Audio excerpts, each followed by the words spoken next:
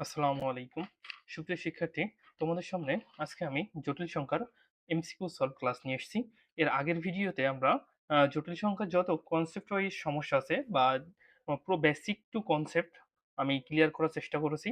আজকে আমি এমসিকিউ গুলো সলভ করব। আগে যে কনসেপ্ট গুলো করিয়েছি ওই কনসেপ্ট গুলোর ভেতরে ইনশাআল্লাহ থাকবে এবং প্রত্যেকটা এমসিকিউ আমি বেসিক টু ডিটেইলস তোমাদের সামনে আলোচনা করব।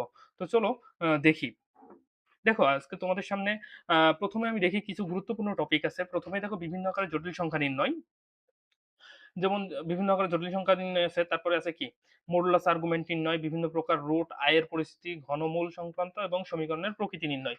এইগুলো মূলত এই জটিল সংখ্যা অধ্যায়ের গুরুত্বপূর্ণ টপিক। ঠিক আছে? এইগুলোই মূলত গুরুত্বপূর্ণ। এর বাইরে তেমন কিছু আর করা লাগবে না। তো চলো আমরা দেখি এখন ১ম কি এমসিকিউ আছে এবং আমরা সেটা একটু করার চেষ্টা করব। দেখো তোমাদের সামনে এখন ১ম যে এমসিকিউটা আছে সেটা আছে 4 3i জটিল সংখ্যার আর্গুমেন্ট কোনটি? জটিল সংখ্যার আর্গুমেন্ট কোনটি? আচ্ছা, এখন তোমরা বলো তো তোমাদের সামনে যে আমি ১ম ভিডিওতে যে কনসেপ্ট শেয়ার করছিলাম মডুলাস এবং আর্গুমেন্ট নির্ণয়ের সিস্টেম। তাহলে আমরা এখানে মডুলাস বলিনি, শুধু আর্গুমেন্ট নির্ণয় করতে বলেছে। তো তাহলে আমরা এখানে মডুলাসটাও একটু নির্ণয় করি, তারপর আমরা আর্গুমেন্ট নির্ণয় করব। তাহলে আমি ওখানে কনসেপ্টের ভেতরে বোঝাইছিলাম যে আর্গুমেন্ট নির্ণয়ের সূত্র কি ছিল? r √x square plus Y square, তাই না? তাহলে এখানে আমি দেখো আমার যে সমীকরণটা আছে জেড ইকুয়ালস টু কি আলটিমেটলি এটা জেড ইকুয়ালস টু এ লেখা যায় কিনা দেখো তো -4 -3i লেখা যায় না? তাহলে এটা কি জেড ইকুয়ালস টু আমরা কি জানি equals to X plus I Y না, তাই কিনা? এর সাথে আমি কি তুলনা করতে পারি? তাহলে এর সাথে যদি আমি তুলনা করি মেইন সমীকরণের সাথে তাহলে এক্স এর মান কত -4, ওয়াই এর মান কত -3। তাহলে আমি এক্স আর ওয়াই এর মান এখানে বসিয়ে দিই। তাহলে -4 তার হোল স্কয়ার প্লাস -3 তার হোল স্কয়ার। তাহলে আলটিমেটলি কত হয়? এটা ক্যালকুলেশন করলে এটা করলে হয় 16 আর এটা করলে হয় 9। আলটিমেটলি দাঁড়ায় কত? 25, অর্থাৎ 25 মানে 5। এটা ক্যালকুলেশন করলে। তাহলে আমার এটা কি গেল? মডুলাস। আমার মডুলাস করতে বলিনি। তারপর তোমাদের আমি বোঝার স্বার্থে আমি বের করে দেখিয়ে দিলাম। আমার মেইনলি বলেছে আর্গুমেন্ট নির্ণয়। আর্গুমেন্ট নির্ণয় করতে হলে আমার কি হিসেবে দেখতে হবে? প্রথমত দেখতে হবে কোয়াড্রেন্টে মানে সমীকরণ যে আমার -4 -3i যে সমীকরণটা আছে এটা আমার কোন কোয়াড্রেন্টে পড়ে? ফার্স্ট কোয়াড্রেন্ট, সেকেন্ড কোয়াড্রেন্ট, না থার্ড কোয়াড্রেন্ট, না ফোর্থ কোয়াড্রেন্ট? ভাই তোমরা বলো যে এটা কোন কোয়াড্রেন্টে পড়বে? এটা অবশ্যই কোন কোয়াড্রেন্টে পড়বে? আমাদের কি আছে? x এর মান আছে -4, y এর মান আছে -3। তাহলে অল নেগেটিভ কোন কোয়াড্রেন্ট? অবশ্যই থার্ড কোয়াড্রেন্টে পড়ে। তাহলে ভাইয়া এখন তোমরা বলো যে থার্ড কোয়াড্রেন্টের ক্ষেত্রে আমাদের আর্গুমেন্ট নির্ণয়ের সূত্রটা কি? দেখো থার্ড কোয়াড্রেন্টের ক্ষেত্রে আর্গুমেন্ট নির্ণয়ের সূত্র হচ্ছে থিটা ইকুয়ালস টু -পাই, ঠিক আছে? প্লাস tan ইনভার্স কি y/x,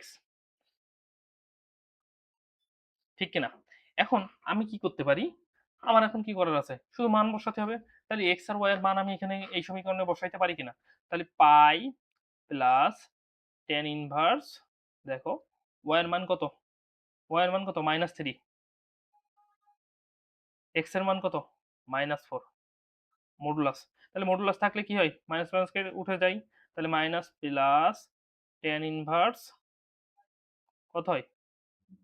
মডুলাস তো উঠে গেল 3/4। দেখো 3/4 কোন জায়গায় আছে?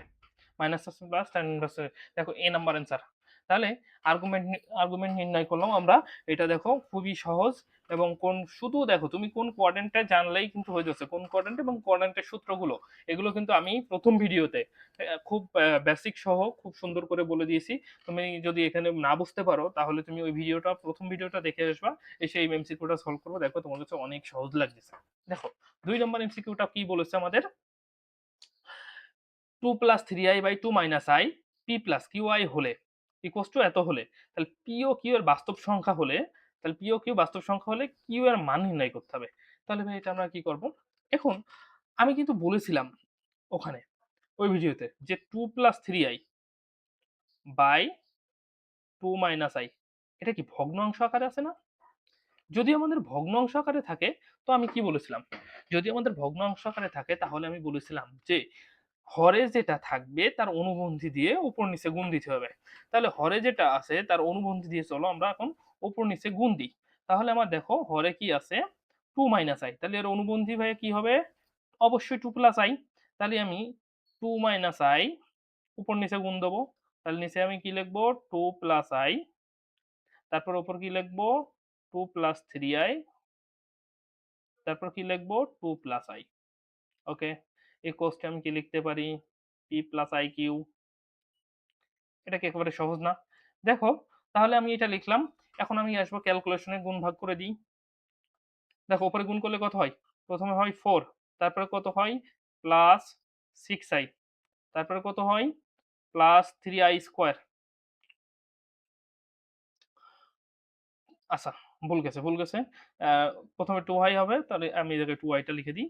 তারপরে হবে কি হবে, তারপরে three I square plus three I square by কত হবে, এটা কি এ স্কোয়ার মাইনাস বি স্কোয়ারের সূত্র না? তাহলে এ স্কোয়ার মাইনাস বি স্কোয়ারের সূত্র কি, এই a plus b into a minus b.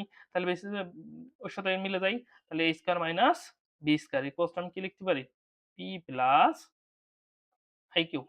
তাহলে বা আমি কি লিখতে পারি এখন, দেখো উপরে ক্যালকুলেশন করলে কি থাকে, উপরে ক্যালকুলেশন থাকলে কত থাকবে, নি ফোর আর সিক্স আই।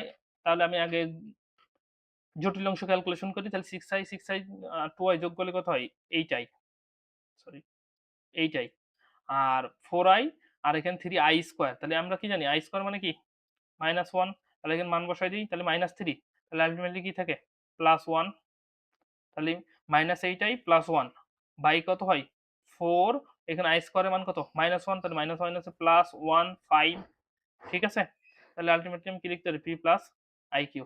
তাহলে দেখো, আমি যদি একটুখানি সাজিয়ে লিখি তাহলে কি লেখা যায়, এটা দেখো তো, ইকুয়ালস টু, বা sorry, one plus eight I by five equals to P plus I Q. এখন জটিল সংখ্যা যে জটিল সংখ্যা যে বৈশিষ্ট্য ছিল, ওই বৈশিষ্ট্য কি বলা ছিল, যে বাস্তব অংশ এবং অবাস্তব অংশ আলাদা করে আমরা কি সমীকৃত করতে পারি। তাহলে আমার এখানে বাস্তব অংশ কত, দেখো তো, আমি কি এটা এই সমীকরণটা আমি কি এইভাবে লিখতে পারি, দেখো তো, বা ওয়ান বাই ফাইভ যোগ eight I by five equals to P plus I Q, এভাবে লিখতে পারি। এখন আমার কিসের মান চাইছে, কিউ এর মান। তাহলে আমি কি বাস্তব অংশ অবাস্তব অংশ আমি সমীকৃত করে নিতে পারি। তাহলে কিউ ইকুয়ালস টু আমি কি লিখতে পারি, এইট বাই ফাইভ। এখন তোমাকে যদি বলতো এখান থেকে পি এর মান নির্ণয় করো, তাহলে পি ইকুয়ালস টু তুমি পারতা না, পি ইকুয়ালস টু কি হতো, ওয়ান বাই ফাইভ। খুবই সহজ, খুবই সহজ, তুমি যদি বোঝো খুবই সহজ। চলো, এটা ছিল আমার দুই নম্বর। তিন নম্বরটা কি আছে, দেখো, তিন নম্বরটা কি আছে, root over of five E E I tan minus two দ্বারা কোন সংখ্যা, কোন জটিল সংখ্যাটি প্রকাশ করা যায়। এখন দেখো, এটা তোমাকে আগে বুঝতে হবে যে এটা কোথায় পড়ে, কোন ফরম্যাটে পড়ে। দেখো, five root over of five E inverse, sorry, root over of five I tan inverse minus two. এটা দেখো তো অয়লারের ফরম্যাট কিনা, অয়লারের ফরম্যাটে কি ছিল, অয়লারের ফরম্যাট কি ছিল বলো তো, আর ইনভার্স আই থেটা কিনা, e to the power i theta, এই ছিল কিনা। যদি এই থাকে তাহলে আমার এটা কি আর, আর এটা কি থেটা, সেই ট্যান ইনভার্স টু। এই যদি হয় তাহলে আমরা জটিল সংখ্যা প্রকাশ করতে পারি। তাহলে দেখো, আমার জটিল সংখ্যা জেড ইকুয়ালস টু, আমি কি জানি, R cos theta plus I R sine theta কিনা। এটা আমরা জানি জটিল সংখ্যা। এটা কোন আকারে, পোলার ফরম্যাটে। কিন্তু আমার দেখো অ্যান্সার আছে কিন্তু কার্টেসিয়াতে। তাহলে আমার অ্যান্সার আমি কোনটা জানি না, কিন্তু অ্যান্সার আছে কিসে, কার্টেসিয়াতে। আমার কি করতে হবে, কার্টেসিয়াতে কনভার্ট করতে হবে। তাহলে কার্টেসিয়াতে আমরা কিভাবে কনভার্ট করতে পারি, দেখো, তাহলে আর এর মান আছে, আর এর মান, তাহলে আমি আর উভয় পক্ষ থেকে কমন নিয়ে ফেলি। তাহলে আর যদি কমন নিয়ে ফেলি তাহলে এই সমীকরণটা এই লেখা যায়, cos theta plus I sine theta, লেখা যায় কিনা। তাহলে এখান থেকে দেখো, আর এর মান কত, root five, cos theta, sorry,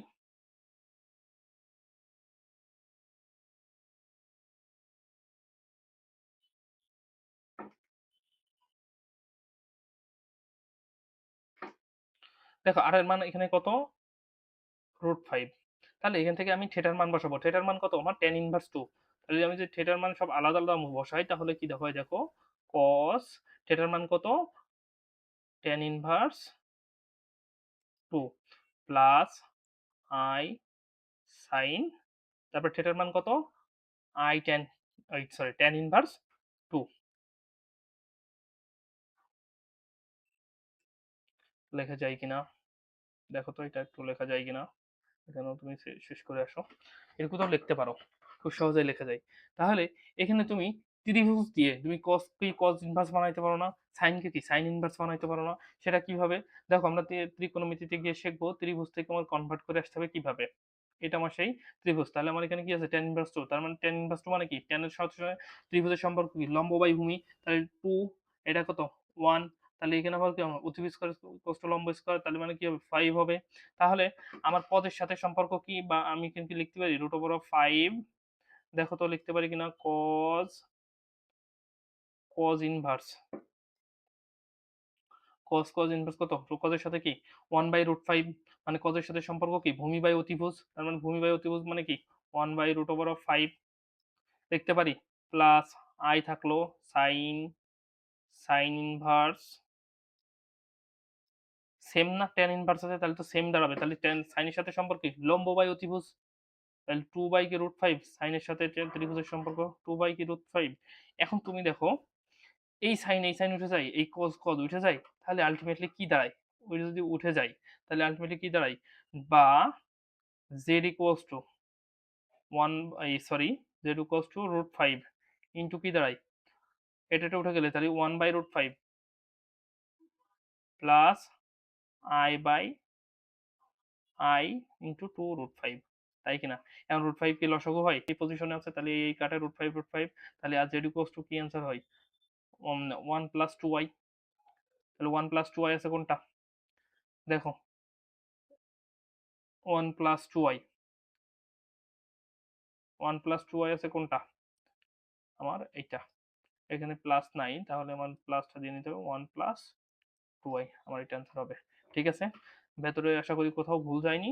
এটা 1 প্লাস, ও সরি, দেখো দেখো দেখো, এখানে কি -2 ছিল না, সরি, তাহলে 1 2i, আমার বি অ্যান্সার হবে। ঠিক আছে, তাহলে এখানে তখন এই যে মাইনাস, এই যে মাইনাস এখানে চলে আসবে, তখন মাইনাস মাইনাস এই জায়গায় মাইনাস চলে আসবে, সরি, একটু ক্যালকুলেশন ইয়ে করে নেবে, এখানে -2 আছে। ঠিক আছে, তারপরে দেখো এটা ছিল 2 নাম্বার, অয়লারের ফরম্যাট থেকে কিভাবে তুমি কার্তেশীয়তে আসবা। 3 নাম্বারটা কি বলেছে, 1/1 মাইনাস i এর বাস্তব ও কাল্পনিক অংশের সমষ্টি কত। দেখো এর বাস্তব ও কাল্পনিক অংশের সমষ্টি কত। এখন তোমার প্রথম কাজ কি, বাস্তব এবং কাল্পনিক অংশ বের করে নিও। এখন তাহলে তুমি কি করবা, আমি কি বলেছি ভগ্নাংশ আকারে থাকলেই তুমি কি করবা, অনুবন্ধী দিয়ে গুণ করে নিবা। তাহলে তুমি কি এটা লিখতে পারো 1/1 মাইনাস i, এটা কষ্ট আমি কি লিখতে পারি, উপরে বা অনুবন্ধী দিয়ে গুণ করলে কি থাকে 1/1 প্লাস i, আর নিচে থাকে কি 1 plus i by 1 minus i কিনা, দেখো এটা হয়। তাহলে আমি এখান থেকে কি লিখ, স্কোয়ার। ঠিক আছে, তাহলে আলটিমেটলি কি দাঁড়ায় 1 প্লাস i বাই কি 1 প্লাস 1, কারণ কি i স্কোয়ারের মান কি -1 প্লাস হয়ে যায়, তাহলে আলটিমেটলি দাঁড়ায় কি 1 প্লাস i বাই 2। তাহলে আলটিমেটলি এখানে বাস্তব অংশ কত হয়, তুমি ভেঙে দাও 1/2 প্লাস 1 বাই i বাই 2, তাহলে তোমার কি বলেছে বাস্তব ও কাল্পনিক অংশের সমষ্টি, তাহলে বাস্তব অংশ কত হাফ, কাল্পনিক অংশ কত প্লাস হাফ, তাই না? তাহলে ইকুয়ালস টু কত হয় 1, তাহলে অ্যান্সার কোনটা হবে, এ নাম্বার হবে অ্যান্সার। ঠিক আছে, খুবই সহজ। শুধু কি মাথায় রাখবা, যদি ভগ্নাংশ আকারে থাকে তাহলে কি করবা, ভগ্নাংশ আকারে থাকলে অবশ্যই তুমি হরে যেটা থাকবে তার অনুবন্ধী দিয়ে উপর নিচে গুণ করবা, করলে সিম্পলিফাই করলে তোমার অ্যান্সার হয়ে যাবে। এখন দেখো তোমার কি আছে, দেখো বলেছে আয়ের ধারা। ঠিক আছে, আমি ভিডিওতে আয়ের ধারা খুব সুন্দর মতো বুঝিয়ে দিয়েছি। এখানে দেখো আয়ের ধারা এর মান কোনটি। এখন আরেকটু বলি, এখানে যে ম্যাথ গুলো দেখতেছো, এই ম্যাথ গুলো বিভিন্ন বিশ্ববিদ্যালয়ে বারবার কিন্তু এসছে এবং এইগুলো রিপিট হয় কোশ্চেন। হ্যাঁ, তো দেখো এখানে দেখো কি আছে, i plus i square plus i cube plus i to the power 4 এর মান কত। দেখো আমি কি বললাম, যে কোনো ধারার ক্ষেত্রে, যদি i দিয়ে শুরু হয়, i plus i square plus i cube plus i to the power 4 এর মান হচ্ছে 0, মুখস্থ রাখতে, এবং কি সহজেই বের করা যায় না, দেখো i রেখে দিলাম, তাহলে প্লাস i স্কয়ারের মান কত -1 প্লাস i কিউবের মান কত -i, এগুলো তো জানি, ভিডিওতে আলোচনা করছি। i টু দি পাওয়ার 4 এর মান কত 1।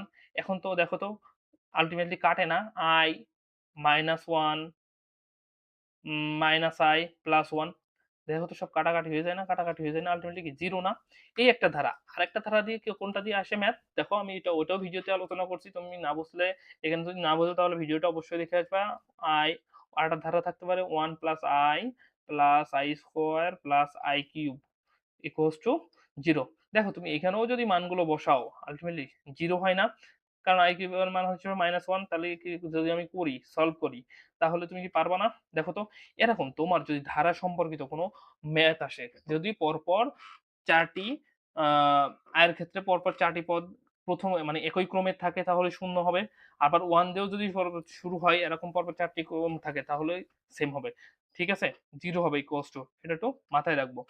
তারপর ৬ নাম্বার ম্যাথ দেখো। ৬ নাম্বার কি বলেছে? যদি ওমেগা এককের একটি কাল্পনিক ও জটিল ঘনমূল হয় 1 minus omega plus omega square আর 1 plus omega minus omega square equals to এর মান কত? এখন দেখো তোমার কি দেওয়া আছে সমীকরণটা দেওয়া আছে 1 minus omega plus omega square তার হোল স্কোয়ার, তাই না? আর একটা কি আছে 1 প্লাস ওমেগা মাইনাস ওমেগা তার হোল স্কোয়ার ইকুয়ালস টু কত? এখন তুমি জানো, আমরা কি জানি জটিল সংখ্যার ঘনমূলের ক্ষেত্রে কি 1 প্লাস ওমেগা স্কোয়ার কি ইকুয়ালস টু কি 0 না?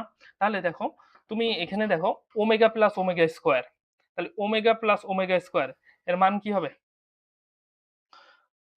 বা তুমি কি করতে পারো দেখো, এখান থেকে কি এটা লিখতে পারো 1 plus omega square minus omega আলাদা করে দিলাম plus 1 plus omega, sorry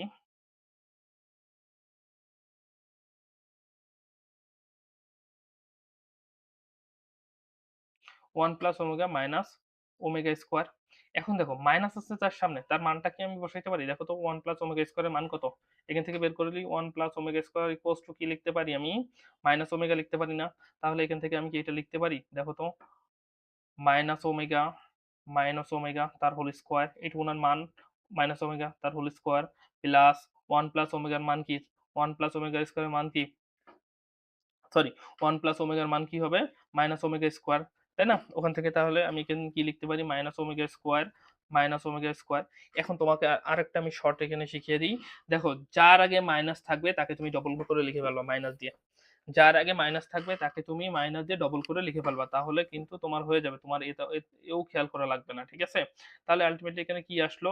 sorry equals to minus 2 omega তার স্কোয়ার, দেখো তো প্লাস এখানেও কি আসে মাইনাস 2 ওমেগা তার স্কোয়ার, ভেতরে হবে স্কোয়ার, ঠিক আছে? তাহলে আলটিমেটলি কি দাঁড়ায় equals to 4 omega square plus এখানে কি দাঁড়ায় 4 ওমেগা টু দি পাওয়ার 4, এই দাঁড়ায় না? তাহলে আলটিমেটলি এখান থেকে আমি কি লিখতে পারি দেখো, 4 কমন নিলে ওমেগা স্কোয়ার থাকে আর omega to the power 4, omega to the power 4 কে আমরা এইভাবে লিখতে পারি ওমেগা কিউব ইন্টু ওমেগা লিখতে পারি। তাহলে ওমেগা কিউবের মান কত? 1, তাহলে 1 ইন্টু কি ওমেগা, তাহলে আলটিমেটলি এখানে কি থাকে ওমেগা, তাহলে আমি কি এটা লিখতে পারি ওমেগা, তাহলে দেখো 4 into omega square plus omega, তাহলে ওমেগা স্কোয়ার প্লাস ওমেগার মান কত? -1, তাহলে 4 ইন্টু -1 আলটিমেটলি কত হয়? -4, তাহলে এখানে -4 আছে অ্যান্সার? অবশ্যই আছে। কত নাম্বার? এ নাম্বার অ্যান্সার। ঠিক আছে? এগুলো খুবই সহজ, তুমি একটু ধরে ধরে করলেই হবে। -1 plus root -3 minus I minus root three. দেখো রুট থ্রি কি এইভাবে লেখা যায়? এটা মানে কি বলতো? এটা মানে হচ্ছে আই, মানে সমীকরণটা ঠিক এমন হবে দেখো, -1 প্লাস রুট থ্রি আই, ঠিক আছে, to the power 4 plus -1 minus root three I to the power কি হবে 4। এখন তুমি বলো তো, এই যে -1 plus root three I minus I 1 minus root three I, এটা কার সাথে মিলে জানো? সেই ওমেগা ঘন ওমেগা যে জটিল সংখ্যা যে ঘনমূল ছিল, ঘনমূলে কয়টা মূল ছিল? 3টা, 1 ওমেগা আর ওমেগা স্কোয়ার। তা ওমেগা আর ওমেগা স্কোয়ারের মানটা কি ছিল একটু মনে করো তো, দেখো তো। আর না হলে আগের ভিডিও দেখে আসবা। ওমেগা স্কোয়ারের মান কি ছিল? 1/2 minus 1 plus root three I কিনা কত? আর একটা কি ওমেগা স্কোয়ারের মান কি ছিল? জাস্ট ওর অনুবন্ধীটা মানে -1 মাইনাস রুট থ্রি আই, তাই না? এই ছিল না? তাহলে আমি দেখো, আমি যদি আমার ওখানে যদি আমি এখন ওমেগা আর ওমেগা স্কোয়ার লিখে আমি ক্যালকুলেশন করতে চাই, ওমেগা আর ওমেগা স্কোয়ার লিখে ক্যালকুলেশন করতে চাই, তাহলে সেক্ষেত্রে আমার কি করতে হবে? দেখো আমি এটাকে এইভাবে লিখতে পারি কিনা দেখো তো, যে minus one plus root three I, এটা যা আছে তাই আমি রেখে দিলাম, to the power four, two into হিসেবে লিখলাম বাই টু। কোনো সমস্যা আছে যদি আমি এটা এভাবে লিখি? দেখো, আহ, তাহলে আমি এটাও ওইভাবে লিখি, যে টু ইন্টু, সরি,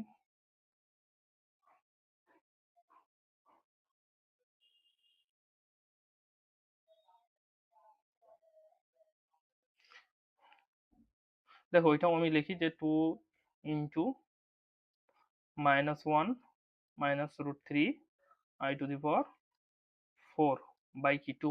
সেম ভাবে কি লেখা যায় না? অবশ্যই লেখা যায়। তাহলে যদি লিখি এটা সেম তো কেটেই যায়, তাহলে এইটুকুনের সমান, দেখো এইটুকুনের সমান, তাহলে আমি কি ওমেগা স্কোয়ার লিখতে পারবো তখন? এইটুকু সমান সমান, তখন কি আমি ওমেগা লিখতে পারবো? আলটিমেটলি আমি উভয় পক্ষে এটাকে তখন টু দি পাওয়ার ফোর আকারে লিখতে হবে, এটাকে সম্পূর্ণ তখন ফোর দিতে হবে। তার মানে তাই যদি লিখি, তাহলে আমি উভয় পক্ষকে two to the power four যদি আমি কমন নিয়ে ফেলি, তাহলে এটা কি লেখা যায় দেখো তো, omega to the power four plus omega square two the power four, এই কি লেখা যায়? যদি তাই লেখা যায়, তাহলে এটার কষ্ট কি লেখা যায়, 16 into ultimately omega to the power four মানে কি ওমেগা, কারণ ওমেগা কিউব এইভাবে ভাঙা যায় না, omega to the power four K omega cube into omega, তার মানে কি ওয়ান ইন্টু ওমেগা, তাই না? আর এখানে কি আছে, omega to the power four into two, omega to the power eight. তাহলে ওমেগা টু দি পাওয়ার এইটকে আমি কিভাবে ভাঙতে পারি? Omega to the power six, তাহলে সিক্স যোগ টু, তাই না, ওমেগা স্কোয়ার, তাহলে ওমেগা স্কোয়ার থাকে প্লাস ওমেগা স্কোয়ার, ঠিক আছে? তাহলে এখানে 16, তাহলে আমি কি জানি one plus omega square equals to কি জিরো, তাহলে ওমেগা প্লাস ওমেগা স্কোয়ার আছে, তাহলে এটা ইকুয়ালস টু কি আমি মাইনাস ওয়ান লিখতে পারি, তাহলে 16 into minus one, ultimately answer কত, মাইনাস 16। দেখো তোমার অ্যান্সারে মাইনাস 16 আছে কত, বি। ঠিক আছে, খুবই সহজ, একটুখানি বুঝতে পারলে বা ধরে নিতে পারলেই তোমার ম্যাথটা ক্লিয়ার হয়ে যাবে। এখন এটা কি বলেছে, 8 নম্বর ম্যাথটা, যদি ওমেগা একের একটি কাল্পনিক জটিল ঘনমূল হয়, তবে one minus omega omega square তার whole square, one plus omega minus omega square তার হোল স্কোয়ারের মান কত? দেখো আমি আগের ভিডিওতে, সরি, এর আগে একটা সেম টাইপের ম্যাথ সলভ করেছি, এটাও প্রায় ওই সেম একই কোয়ালিটির ম্যাথ, ঠিক আছে? One minus omega plus omega square তার whole square plus one plus omega minus omega square তার হোল স্কোয়ার ইকুয়ালস টু কত? তাহলে আমি কি বললাম, তার আগে মাইনাস থাকবে, তাকে আমরা ডবল করে লিখবো, তাহলে আমি মাইনাস ওমেগার কাছে আছে, তাই মাইনাস ওমেগাকে আমি ডবল করে লিখলাম, তার হোল স্কোয়ার, ঠিক আছে? প্লাস এখানেও মাইনাস ওমেগা স্কোয়ার আছে, তাহলে মাইনাস ওমেগা স্কোয়ারকে আমি ডবল করে লিখবো, ঠিক আছে, তার হোল স্কোয়ার। আলটিমেটলি এখানে কি থাকে, মাইনাস টু ওমেগা তার হোল স্কোয়ার, প্লাস এখানে কি থাকে, মাইনাস টু ওমেগা স্কোয়ার তার হোল স্কোয়ার, আলটিমেটলি এখানে কি থাকে, ফোর ওমেগা স্কোয়ার, তাই না? এখানে কি থাকে, four omega to the power four, omega to the power four মানে কি ওয়ান, আলটিমেটলি কি আমি যদি ফোর কমন নিই, এখানে কি এই থেকে থাকে তো ওমেগা স্কোয়ার প্লাস ওমেগা, কারণ omega to the power four মানে আমি ভাঙতে পারি, তাহলে তাহলে আলটিমেটলি কি হয়, মাইনাস ফোর না, এটা কোস্ট আমি মাইনাস ওয়ান লিখতে পারি, তাহলে অ্যান্সার কোনটা হবে এখানে, আটের আমার এ অ্যান্সার হবে, ঠিক আছে? তো পরবর্তী কোন ম্যাথটা আছে দেখি। দেখো এখানে কি আছে, যে এক্স ইকুয়ালস টু একটা ফাংশন দিয়ে আছে মাইনাস ওয়ান প্লাস আই, আর X cube plus three X square plus four X একটা ফাংশন, তাহলে এই এই যে ফাংশনটার মান নির্ণয় করতে হবে। দেখো এখান থেকে আমি একটা কি সাধারণ সমীকরণ নির্ণয় করতে পারি, দেখো তো লিখতে পারি, এটা ইকুয়ালস টু এমন, যে x plus one is equal to I লিখতে পারি, এটা ইকুয়ালস টু, তাহলে এটাকে যদি আমি হোল স্কোয়ার বর্গ করে দিই, তাহলে কি হয়, এক্স প্লাস ওয়ান তার whole square equals to I square না? তাহলে এক্স প্লাস ওয়ান তার হোল স্কোয়ার ইকুয়ালস টু আমি কি লিখতে পারি, A square plus two X plus one equals to কি আই স্কোয়ার, আই স্কোয়ার মানে কি মাইনাস ওয়ান, তাহলে আলটিমেটলি এই পাশে নিয়ে চলে আসলে কি হয়ে যায়, X square plus two X plus two কিনা? তাহলে এই যে একটা আমি সাধারণ সমীকরণ পালাম, এখন এই সাধারণ সমীকরণ দিয়ে এটা কি আমি ভাগশেষ উপপাদ্যের সাহায্যে কি আমি সলভ করতে পারি? দেখো তো ভাগশেষ উপপাদ্যটা তোমাদের মনে আছে কিনা। ভাগশেষ উপপাদ্যের সিস্টেম কি ছিল, দেখো মেইন সমীকরণটা আগে লিখতে হবে, x cube plus three X square plus four x plus seven, এটা আমার কি ছিল, মেইন সমীকরণ। মেইন সমীকরণ লেখার পরে আমার কি একটা সমান সমান দিয়ে রেখে দিতে হবে, তারপরে আমার কি যেটা দিয়ে আমি ভাগ করব সেটা লিখতে হবে, সেটা আমার কি ছিল, X square plus two X plus two, তাই না? তাহলে আমার মিলাতে হবে এখন, তাই না? তাহলে মিলাতে হলে আমার এক্স কিউব আছে, এখানে আছে এক্স স্কোয়ার, তাহলে এখানে আমার এক্স দ্বারা গুণ করতে হবে, তাই না? তাহলে এক্স কিউব হয়ে গেল, এক্স কিউব আমার মিলে গেল, তারপরে কি হবে দেখো, এর সাথে গুণ করো, প্লাস টু এক্স স্কোয়ার, তারপরে কি হলো, প্লাস 2x আমার মিলল না। তার মানে কি আবার নিতে হবে। তাহলে আবার আমি নিই x² + 2x + 2 যতক্ষণ লাগবে ততক্ষণ নেয়া লাগবে। তাহলে আমার ১ম মিলাতে হবে কি 2x, এখানে আছে 2x² তাহলে আমার x² আমি নিয়ে আসতে হবে। তাহলে এখানে একটা x² আছে। আমি যদি এখানে +1 দিই তাহলে আমার আল্টিমেটলি এখানে কি লিখতে পারি দেখো তো? আ x² লিখতে পারি। তাহলে এই x², এই 2x², 3x² মিলে গেল আমার। তাহলে এখানে আমি 1 এর সাথে বাকিগুলো গুণ করে দিলে কি হয় 2x। তাহলে আমার 2x ও মিলে গেল। তাহলে 2x, এই 2x 4x হয়ে গেল।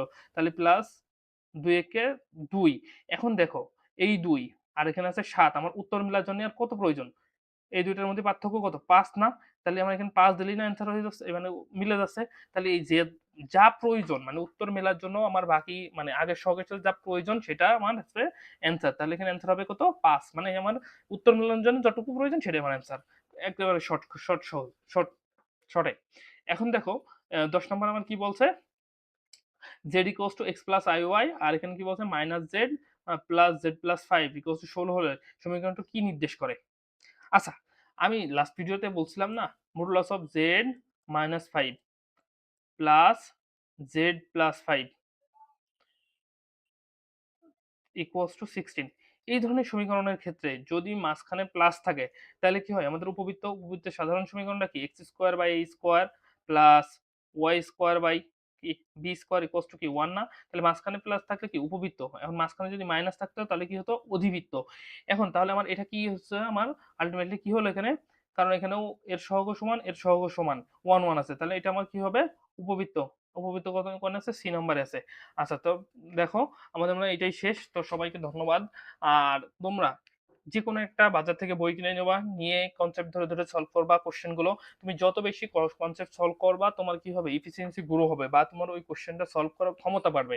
তো আমি তোমাদেরকে এই সাজেস্ট করব আরো বেশি প্র্যাকটিস করবা এবং যেকোনো সমস্যা হইলে তুমি কমেন্ট করতে পারো। কমেন্টে আমি অবশ্যই তোমাদের সমস্যা সলভ করে দেব অথবা হোয়াটসঅ্যাপ নাম্বার দেওয়া থাকবে। হোয়াটসঅ্যাপ নাম্বারেও তোমরা নক দিতে পারো। কোনো সমস্যা নাই। আর অবশ্যই আমাদের ইউটিউব চ্যানেলটাকে সাবস্ক্রাইব করে দেবা এবং ফেসবুক পেজটাকে ফলো দিয়ে দিবা। সামনে আমি জটিল সংখ্যার আবার সিকিউ ক্লাস নিয়ে আসবো। তো সবাইকে ধন্যবাদ।